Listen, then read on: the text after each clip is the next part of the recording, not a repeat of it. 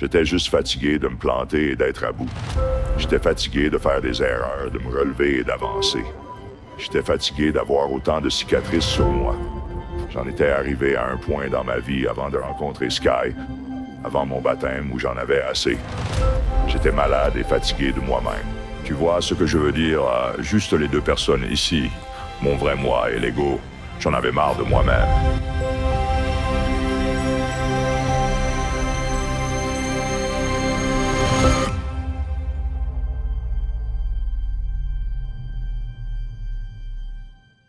Bienvenue à une édition très spéciale de Praise. Il est l'un des hommes les plus reconnaissables au monde.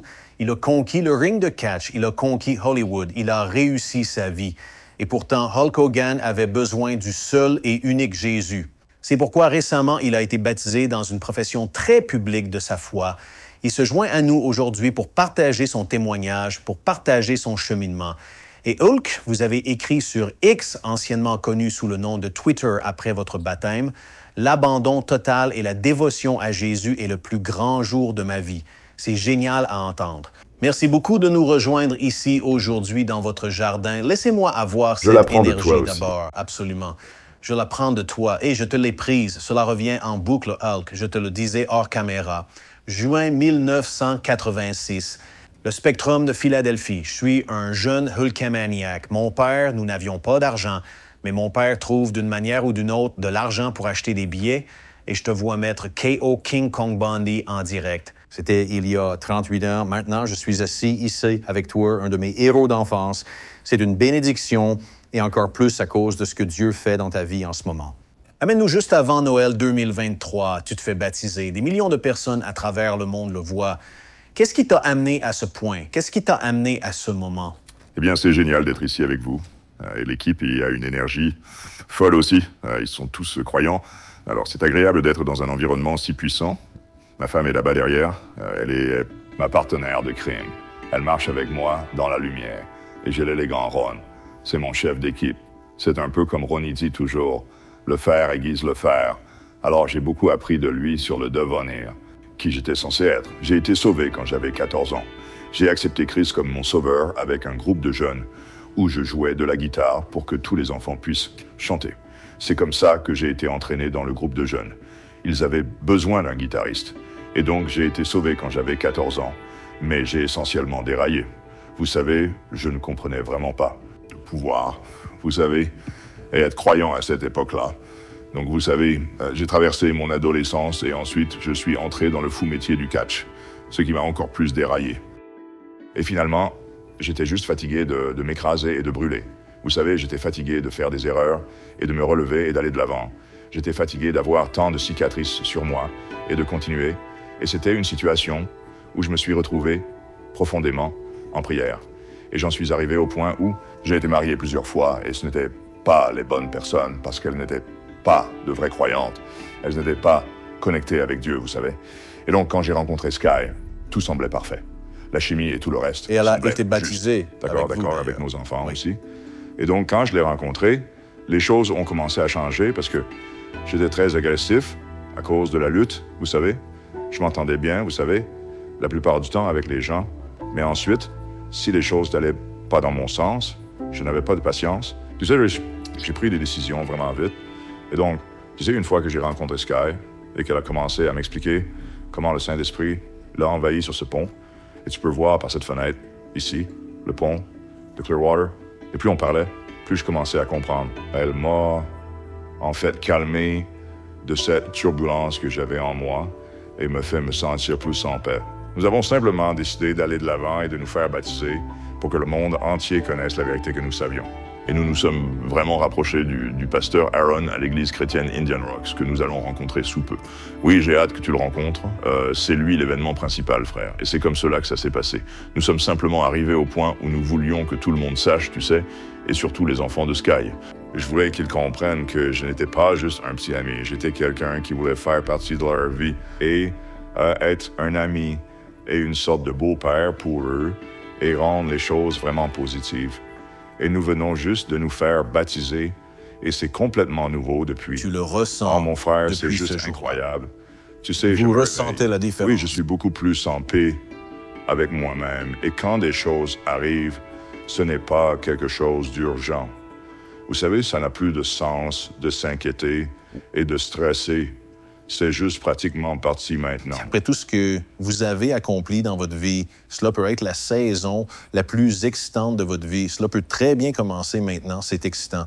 Mais tout au long de votre carrière, je dirais, tu étais un témoin pour Christ sur le ring. En tant que petit enfant, je me souviens, et pendant toute mon adolescence, tu disais à la caméra, à des millions de personnes dans le monde entier, fais tes prières et mange tes vitamines, entraîne-toi, fais tes prières. Oui. Tu rendais toujours grâce à Dieu. Et laisse-moi te dire qu'en tant que jeune enfant, cela a eu une influence profonde sur moi. Si Hulk Hogan me dit de dire mes prières, je vais me mettre à genoux chaque soir avant de me coucher et dire mes prières. Alors je veux que tu saches la différence que tu as faite dans ma vie et dans celle des enfants du monde entier, même avant d'être baptisé. Et c'est tellement excitant, c'est génial. Et j'ai hâte de voir ce que Dieu va faire dans ta vie. Mais le 40e anniversaire de la naissance de Hulkamania, le 23 janvier 1984, vous avez dit plus tôt, le fer aiguise le fer. Amen. Mais l'Iron Sheik était votre adversaire cette nuit-là. Vous gagnez la ceinture et Hulkamania commence il y a 40 ans. En regardant en arrière, un peu comme si on faisait une rétrospective de ta carrière et puis maintenant où tu en es arrivé. Dites-nous ce que cela fait 40 ans plus tard, de toujours aller de l'avant et que les meilleurs jours sont à venir. Eh bien, j'ai réalisé que ce n'était qu'une scène, vous savez, pour me mettre dans une position où je pouvais être utilisé par mon Seigneur et Sauveur pour dire la vérité et répandre la parole. Donc, vous savez, le personnage Hulkamania de Hulk Hogan était impeccable. Je veux dire, l'entraînement, les prières, les vitamines. Crois en toi, frère, les 4 commandements étaient quelque chose de vraiment organique venant de moi. Et comme je l'ai dit, le personnage était impeccable. Et en fait, il a fait de moi, et Terry, une meilleure personne au fil des ans. Cela a attiré les enfants de Make-A-Wish. Au début, je ne comprenais pas. Qu'est-ce que c'est ce truc de modèle à suivre? Pourquoi cela arrive-t-il? Ensuite, j'étais heureux que cela se produise. Et puis, au crépuscule de ma carrière, il y a quelques années, lorsque j'ai arrêté la lutte, et même aujourd'hui, je remercie Dieu que cela se produise toujours. Il y avait le choix entre Mickey Mouse et Mr. T, et pourtant, ces enfants voulaient voir Hulk Hogan plus que tous les autres individus. Alors que tout cela s'est déroulé, cela m'a amené à devenir une meilleure personne. Et maintenant qu'on en est à ce stade de ma vie, je réalise que ce n'était qu'une mise en scène pour ce que je dois faire maintenant. Et ça a été une telle transition parce que Dieu retire de votre vie les personnes qui ne sont pas censées y être. Et il amène la bonne personne, les bonnes personnes. Et donc à ce stade, j'ai toujours été croyant, mais je ne me suis pas complètement rendu. Je pensais pouvoir conduire mieux que lui. Je pensais pouvoir prendre les décisions mieux que lui. Il lâche le volant et dit « Ok, tu penses pouvoir faire mieux? Vas-y, fais-le. » Donc comme je l'ai dit, je me lasse de me cracher et de brûler. Et à ce stade, avec cette carrière de 40 ans derrière moi et toute cette plateforme, je comprends maintenant que c'était juste une situation temporaire. Pour me préparer pour cette prochaine course, parce que dans le milieu de la lutte, tout est une course. Tu sais combien de temps as-tu été une vedette principale? 4 ou 5 ans comme certains. Ou combien de temps a duré ta carrière? 2 ou 3 ans?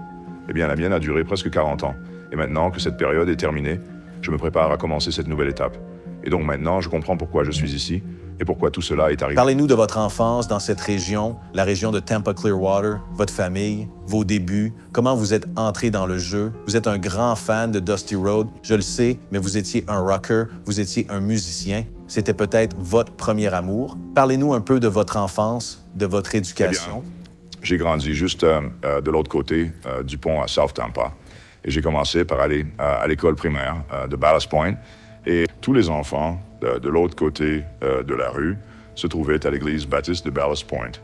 Donc, tous les enfants de l'école primaire y allaient et nous vivions un peu loin de l'église. Alors, j'ai demandé à mes parents de m'y emmener un dimanche.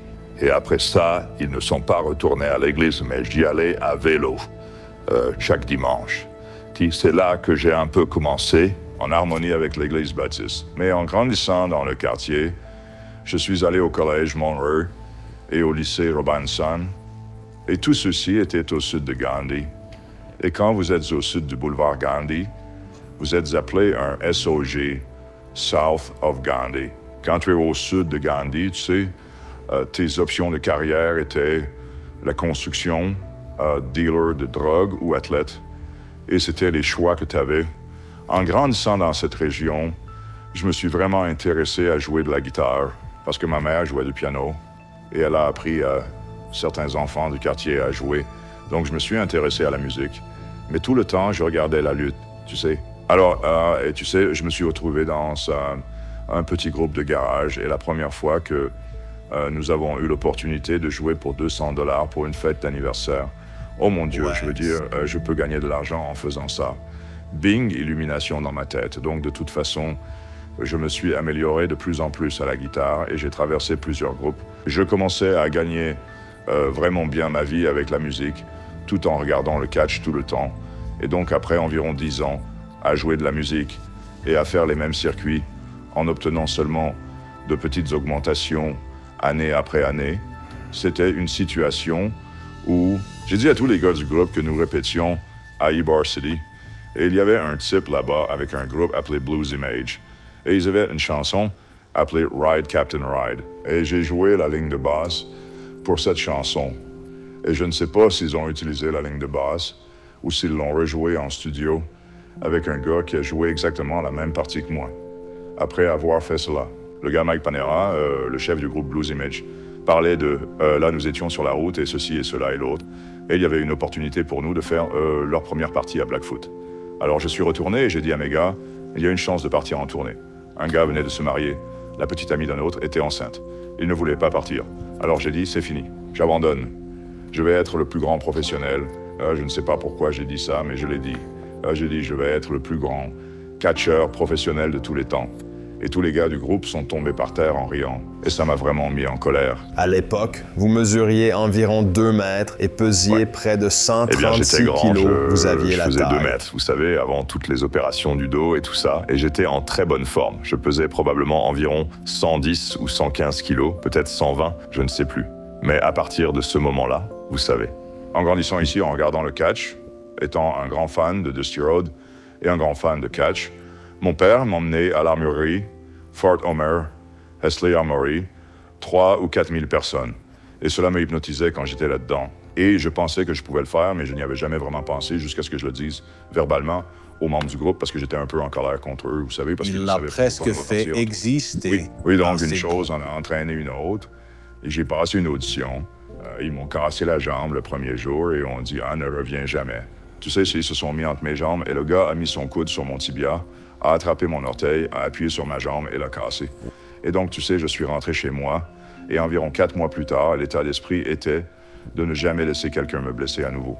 Alors, je suis retourné et ils ont passé quelques années à m'entraîner, à m'apprendre à lutter, les techniques de soumission. Beaucoup de gens ne seraient pas revenus. Je veux dire, beaucoup de gens, après une jambe cassée lors du premier rendez-vous, auraient arrêté. J'avais tellement bavardé, et c'est une petite ville, et j'avais tellement bavardé que j'allais devenir catcheur, ce que je n'aurais jamais dû faire. J'aurais probablement pu disparaître humblement, mais j'avais tellement bavardé. À l'époque, j'avais le visage sûr pour cet état d'esprit, quel qu'il soit. Et je suis retourné, et ils ont passé quelques années à m'apprendre, à vraiment me défendre.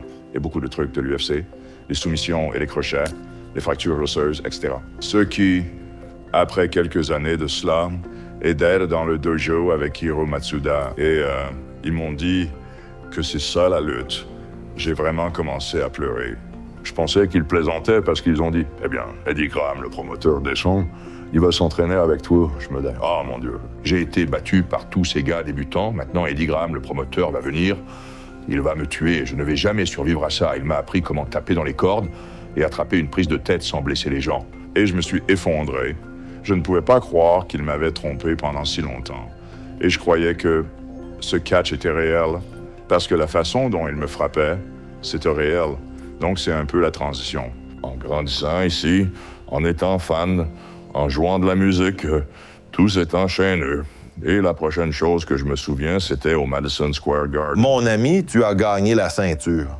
Tu étais dans le game même avant cela. Eh bien, en 78, nous avons rempli Shea Stadium avec moi et André.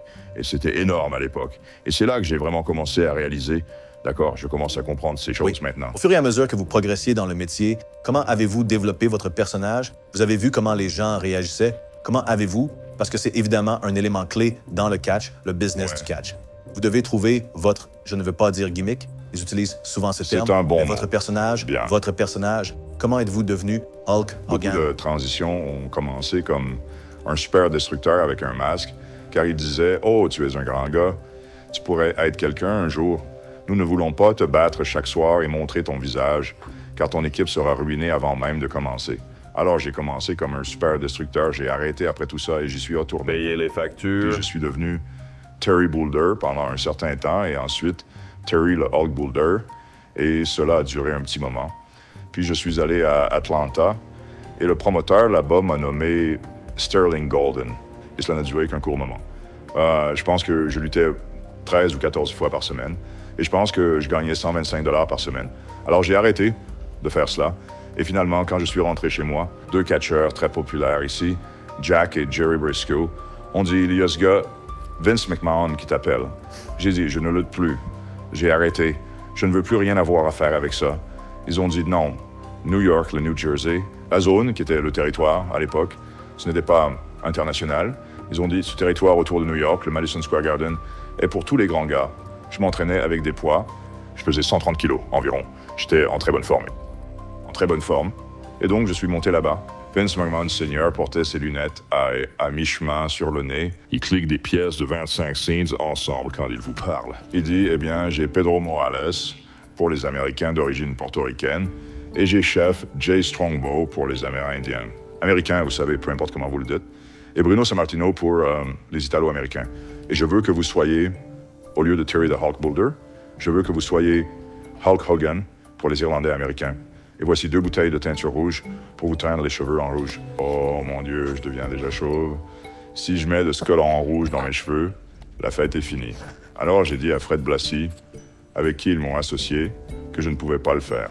Je l'ai versé dans les toilettes. Et eh bien, les vacances sur la 48e et 8e avenue à New York étaient finies. Fred Blassie s'en va. Donc quand je suis retourné voir Vince McMahon pour la télévision le lendemain, mes cheveux n'étaient pas prêts. Il a dit « Oh, ne t'inquiète pas, c'est bon. » Et il a laissé tomber. C'est un peu comme ça que s'est passée la transition entre grandir ici, être fan de catch, jouer de la musique, et comment cela s'est transformé en ce phénomène. Alors, ça a pris plusieurs années, mon ami, mais ta résilience. Oui, cela m'a pris environ 8 ans avant de percer. J'ai dormi dans mon van pendant les 2 premières années, et les Wild Samoans, nous étions à Pensacola. Ils dormaient dans leur van sur la plage. Je me garais à côté d'eux. Et tu les connais tous. Oui. Ils m'ont pris sous leur aile quand je suis arrivé là-bas parce que je n'étais pas très fiable quand j'étais plus jeune. La plupart d'entre nous ne l'étaient pas. Guidé. Diriez-vous qu'André vous a en quelque sorte passé le flambeau dans le métier? En un sens, il était évidemment une méga star. Il m'a essentiellement appris ce métier. Il m'a remis sur le droit chemin parce que quand je suis entré dans le métier, j'étais dans la vingtaine. Je n'étais pas sérieux, pas concentré, et je ne comprenais pas vraiment ce qu'était ce business. La lutte était la plus petite partie de ce business. L'image, la promotion, les produits dérivés, les activités annexes, les licences, combien ce business pouvait être grand. Et André a vraiment été le premier artiste sportif. S'il avait été un lutteur sérieux, personne ne l'aurait jamais battu. Et il aurait été le champion du monde jusqu'au jour de sa mort. Donc, vous savez, André m'a pris sous son aile et un peu comme m'a fait grandir très vite. Donc, pendant les 8 premières années où je devais être autour de lui, et si j'arrivais jusqu'au Spectrum de Philadelphie, je devrais lutter contre lui. Quand je voyais le bâtiment, je savais que je devrais lutter contre André. J'ai garé la voiture, ouvert la porte, et j'étais malade parce que j'avais peur de lui, parce que, tu sais, je savais que ce serait physiquement quelque chose. Ça n'allait pas être amusant cette nuit-là, tu sais. Et donc, finalement, il m'a pris sous son aile. Il m'a corrigé là où je respectais et comprenais ce métier. Et puis, quand le moment est venu pour WrestleMania 3, je savais toujours qui allait gagner ou perdre. Et ce soir-là, nous n'avions aucune idée. J'ai demandé à Vince McMahon quelle est la fin de ce match. Il dit, eh bien, j'ai parlé à André et il dit de ne pas s'inquiéter. Je suis comme, oh là là, je suis inquiet. Et donc, j'ai passé toute la journée avec lui, vous savez, et je traînais avec lui dans les coulisses et je lui demandais, hey, tu sais, devrions-nous faire ceci ou cela? Et il dit, oh, ne t'inquiète pas. Et ce qu'il m'avait appris au fil des années, c'était de ne pas parler du combat de catch. Vous devez juste savoir qui va gagner ou perdre. C'est une forme d'art comme la danse ou jouer de la guitare. Vous devez écouter la foule et écouter avec votre cœur, parce que beaucoup de lutteurs s'assiéront et parleront pendant 20 minutes d'un match de 3 minutes à la télévision. Et que se passe-t-il si les choses dont tu parles ne fonctionnent pas? Et si les gens n'adhèrent pas, vas-tu continuer à faire la même chose dont tu parles et qui est fausse? Donc, André m'a appris à avoir de l'instinct et écouter avec mon cœur et mon oreille ce que voulait la foule. Alors, quand j'ai commencé à lui demander à WrestleMania 3, que veux-tu faire? Je me suis un peu senti comme si je l'avais insulté parce que je ne lui avais jamais demandé auparavant. Mais cette fois, je ne savais pas qui allait gagner. Alors j'étais comme, qu'est-ce qui se passe ici? À quoi suis-je préparé? Et à la fin de la journée, il a passé le flambeau. Quand je l'ai soulevé et lui ai donné le coup de la jambe, je pensais qu'il se dégagerait à coup sûr. Et il ne l'a pas fait. Non, il ne l'a pas fait. Et croyez-moi, j'étais un vrai paquet de nerfs. Et toi, vraiment, je veux dire, tu l'as soulevé, ce n'était pas à moitié un slam. Eh ben, je l'ai eu. Il était en l'air. Il était plus près de 320 kilos à ce moment-là parce qu'il était vraiment, vraiment en mauvaise santé à l'époque. Parce qu'il est passé d'un poids de 220 kilos à un autre. Il n'a jamais fait 220. Il était entre 250 et 300 kilos. Mais il venait de subir une opération difficile du dos, où ils ont dû fabriquer des tables. Ils ont dû créer des instruments pour travailler sur lui. Et il avait beaucoup de douleurs. Il a pris beaucoup de poids. Donc, quand il a passé le flambeau cette nuit-là, il a essentiellement lancé ma carrière et celle du catch. Il me l'a simplement confié pour le protéger et en prendre soin. Je n'ai jamais su cela. Que même quand tu lançais un gros coup de jambe, tu te demandais si ça allait sortir. Si vous regardez encore, je n'ai vraiment pas essayé de le couvrir. Je me suis à moitié allongé sur lui. Une couverture paresseuse parce que je pensais qu'il se dégagerait Qu'a-t-il dit ensuite? A-t-il dit quelque chose? A-t-il reconnu la gravité du moment? Une fois que je me suis retiré, j'ai dit « Merci, patron ». Il a dit « Tu es le patron ». Et donc, il m'a dit ça. Et la seule personne à qui j'ai dit ça, c'était à Vince parce que c'était quelque chose de tellement spécial. J'ai dit « Merci, patron, parce que tu es le patron ». Ouais. Et j'ai pensé « Oh, wow ». Mais c'est officiel, ce moment. Oui. Je sais qu'André était un de tes adversaires préférés. Quelqu'un que tu aimais. Tu as eu tellement de rivalité avec différents gars au fil des ans. Quelqu'un en particulier avec qui tu as aimé travailler. J'adore Ric Flair, qui est toujours en forme, je veux dire, dans ces années 70. Tu as eu des moments avec lui. Mais quelqu'un en particulier que, en plus d'André, tu regardes en arrière et dis « Mec, c'était de la folie. J'ai adoré travailler avec lui. » Eh bien, le principal homme qui était constant, toujours là et en personnage, 24 heures sur 24, et avec qui j'ai vraiment gagné beaucoup d'argent, c'était Randy Savage. Je veux dire, il m'a appelé à 3 ou 4 heures du matin. Frère, tu pensais à ce final de fil de fou. Je n'ai pas aimé la façon dont tu as choisi les mouvements dans le coin avant ton corps. Oh mon Dieu, Randy, c'est parti, mais il était intense 24 heures sur 24, 7 jours sur 7. Et j'aimais travailler avec lui. Il était un peu serré sur le ring, un peu rigide. Il pouvait te blesser, mais ça... Le gars de Floride aussi, non? Je pense qu'il était de Floride, non? Downers Grove. De l'Illinois, désolé. Illinois. D'accord. Jouait un joueur de baseball de Ligue mineure.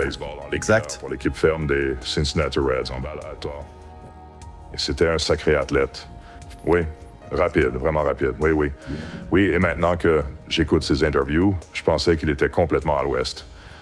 Plus j'écoute ses interviews, plus je vois de l'argent dans ses interviews maintenant. Quand tu as continué à conquérir le monde de la lutte, on pourrait dire, mais faire ce passage à Hollywood dans le métier d'acteur. Et c'est un autre type de monde impitoyable. Vous savez, le monde du catch est impitoyable, parfois vraiment dur. Comment s'est passée cette transition vers ce nouvel univers, le cinéma et la télé, avec de nouveaux défis? Eh bien, c'était une extension logique de l'orientation que je devais prendre dans ma carrière. Parce qu'une fois que la lutte a décollé et que le personnage de Hulk Hogan est devenu aussi grand que l'industrie de la lutte à l'époque, des gens me contactaient, vous savez, pour faire d'autres projets.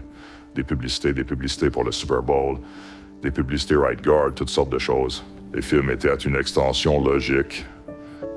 Alors Vince McMahon et moi, nous sommes assis et avons passé 3 jours à Madeira Beach à écrire No Holds Barred. Puis nous avons fait venir un scénariste pour arranger le script et il a obtenu tout le crédit car nous ne savions rien de l'écriture ou du Screen Actors Guild ou du Writers Guild. Nous avons engagé un scénariste pour nous aider. Nous ne savions pas qu'il allait en être propriétaire, ce qui n'avait pas d'importance. Mais une fois que j'ai réalisé ce film et qu'il a eu du succès, New Line Cinema voulait que je fasse plus de films. Et le problème que j'avais avec ça, c'était que j'aimais tellement la lutte et j'étais au sommet de ma carrière. Ce n'était pas comme si j'étais sur le déclin et que je cherchais du travail supplémentaire ou que j'essayais de quitter le monde de la lutte pour devenir acteur. J'étais le champion du monde, poids lourd. La foule était en feu. J'étais devant 20, 30 000 personnes chaque soir. Maintenant, vous voulez que je m'assoie dans un Winnebago à côté du plateau de Sony pendant 14 heures et vous pourriez m'appeler à 5 heures pour passer 5 minutes devant la caméra. Le processus était difficile et donc j'ai toujours voulu retourner à la lutte et je l'ai fait. Mais je continuais à aller et venir en faisant de petits films à petit budget pour enfants et en m'amusant avec ça, les tournant en 25 à 30 jours et retournant directement dans le milieu de la lutte. Et j'ai eu la chance de devenir comme le prochain John Wayne, ce gars nommé Bob Evans qui dirigeait Paramount. Et il m'a emmené dans son bureau et il y avait une grande photo sur le mur avec Clint Eastwood et John Wayne et toutes les grandes stars, Dustin Hoffman et tout le monde qui faisait partie des acteurs sous contrat pour Paramount à l'époque. Il a dit « Tu vas être mon prochain John Wayne ». Et puis, il a un peu exposé le programme. Et ce qu'on attendait de moi, devant et derrière la caméra, j'ai dit « Hey, je ne suis pas le bon type pour ça ».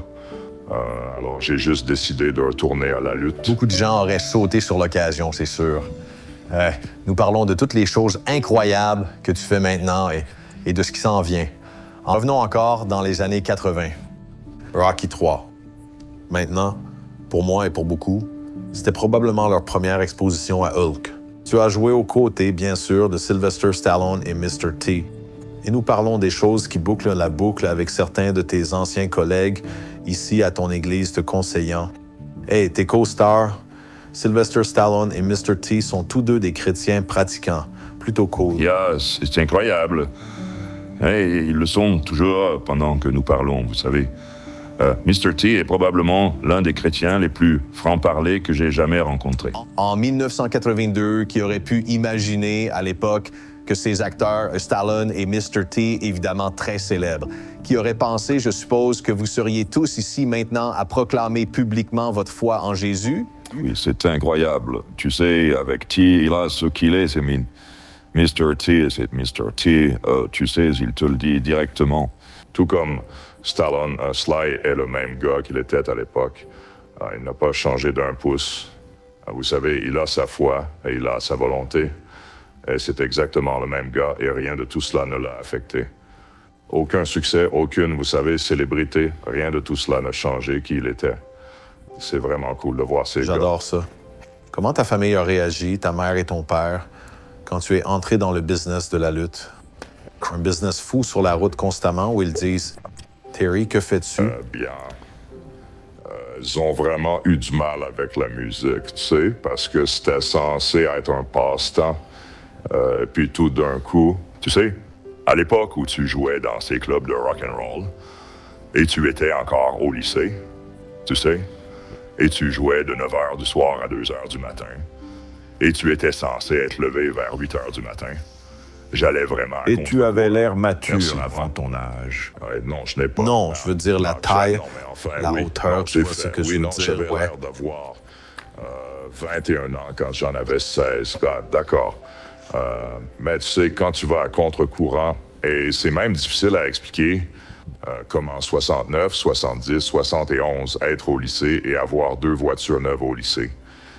Quand vous gagnez 350, 400 $ par semaine, c'est comme gagner 10 ou 15 000 de nos jours. Tu sais, je jouais dans ces clubs la nuit à cause de la musique. Et c'était pas bien. Avec mes parents, ça n'allait pas très bien. Alors quand j'ai eu 17 ans, mon père m'a demandé de partir, vous savez. Et donc j'ai vécu dans un hôtel, et j'ai joué de la musique, et j'ai terminé le lycée et des choses comme ça. Et cela a créé beaucoup de... Et puis, quand j'ai commencé à aller à l'Université de Floride du Sud, c'était en quelque sorte une bénédiction que j'allais à l'université. Et mon père était plutôt fier de moi d'avoir surmonté cette petite transition. Même si j'avais une majeure en finance et en gestion, j'avais une mineure en musique. Je n'ai jamais obtenu mon diplôme parce que je quittais constamment l'école pour jouer dans différents groupes, gagner de l'argent, partir en tournée et tout ça. Et donc, cela a vraiment détérioré la relation. Mais pour répondre à votre question, une fois que j'ai commencé la musique et que je me suis mis à la lutte, c'était la pire chose que j'aurais pu faire. Et maintenant, tu vas être un catcheur et tu as gâché ta vie. Et pendant environ 5 ou 6 ans, il n'y avait pas beaucoup de communication avec mon père, mais ma mère et moi parlions tous les jours. Et puis finalement, quand j'ai réussi et suis devenu le champion du monde poids lourd, et quand j'ai fait le Madison Square Garden, mes parents étaient là ce soir-là, et mon père m'a pris à part, et il ne s'est pas excusé. Mais il a dit, tu sais, tu as pris la bonne décision, tu sais, pour ta vie. Donc c'était vraiment génial de finalement le convaincre parce que je ne savais pas si à ses yeux ce serait assez bien. Mais ensuite, tu deviens vraiment bon à ça. Et puis il était très fier d'être le père de Hulk Hogan. Il te suivait? Et bien sûr, oui. Je l'ai emmené au Spectrum 1 ou 2 fois et à différents endroits. Oui. Donc c'était une épreuve de foi. Mais c'est tellement cool qu'il ait pu tout voir se concrétiser. C'est ça. Et il a dit, c'est ça. Tu as fait le bon choix. Oui, il l'a fait. Wow. C'est incroyable. Je pense à Ted DiBiase, le $1 Million Man, Shawn Michaels, Sting, Lex Luger, Nikita Koloff. Certains de tes anciens collègues dans le jeu sont également venus au Seigneur. C'est plutôt excitant, non? Avez-vous parlé à l'un de ces gars à ce sujet? Êtes-vous toujours en contact avec eux concernant vos parcours de foi? Tu sais, j'ai parlé à Ted, tu sais, de temps en temps. Je viens de le voir au 30e anniversaire de Monday Night Raw. Si tu m'avais demandé il y a 25 ans si Ted aurait trouvé le Seigneur, j'aurais dit pas moyen, tu sais, parce que le $1 Million Man était en pleine ascension, tu sais, avec le personnage et son style de vie et tout. Et le voir venir au Seigneur et changer sa vie et aider tant de gens, c'était incroyable à voir. Il y a évidemment des hauts et des bas dans la vie. Tu as eu des bas, bien sûr. As-tu senti la présence de Dieu à un moment donné? Est-ce qu'il te semblait distant? Parfois, as-tu crié et dit, Dieu, que se passe-t-il ici? Quand vais-je percer? As-tu vécu des moments comme ça? Eh bien, il était avec moi à travers tout cela. Et je le sais maintenant parce qu'il a transformé les revers en tremplin vers la grandeur pour moi, simplement parce que j'étais aux commandes et je conduisais la voiture. Encore une fois, écrasé et brûlé. J'ai fait ces erreurs. Vous savez, vous pouvez blâmer les situations, les conditions. Votre raisonnement peut avoir 100 raisons pour expliquer pourquoi les choses arrivent. Mais à la fin de la journée, tout dépend des choix. Je n'étais pas vraiment bon. Ou je n'étais pas vraiment bon à faire de bons choix à cause de l'environnement et de tout ce qui se passait. Et donc, une fois que j'ai décidé d'arrêter de conduire moi-même la voiture et de me rendre, il a pris ces erreurs que j'avais faites. J'ai appris de lui. Il m'a appris comment me relever. Avec ce coup monstrueux que je viens de recevoir, je veux être honnête et vrai et aller de l'avant. Donc, toutes ces choses... Amen. Dans le passé, cela s'est produit, tu sais. Je dis à Sky que je suis comme le vieux phoque balafré, tu sais, qui a été dans 20 millions de batailles et j'ai des cicatrices partout sur moi. Et je ressens que je ne suis pas un imposteur parce que, tu sais, connaître Jésus et le connaître sont deux choses différentes. C'est vrai, tu sais, et donc à ce stade, le connaître et être un avec lui, je pense que toutes ces cicatrices, toutes ces choses par lesquelles je suis passé, ce n'est pas que je montre l'exemple, mais j'ai été pris en exemple pour ceux qui pensent que je ne suis pas correct ou que je n'ai pas mis de l'ordre dans ma vie. Je pense à toutes ces personnes qui ont toutes les excuses pour être au mauvais endroit au mauvais moment ou ne pas être assez bonnes. Vous n'avez pas besoin d'être nettoyé. Venez à lui. Il vous nettoiera. Donc c'est un peu comme quand vous parlez de ces vallées et de ces bas-fonds. Ils arrivent pour une raison, pour faire de moi qui je suis aujourd'hui. Donc je ne regrette rien de tout cela. Même si j'avais le choix de le refaire, je ne le ferais pas. Mais toutes ces choses qui se sont produites, je pense qu'elles sont la raison pour laquelle je suis assis ici aujourd'hui. Absolument.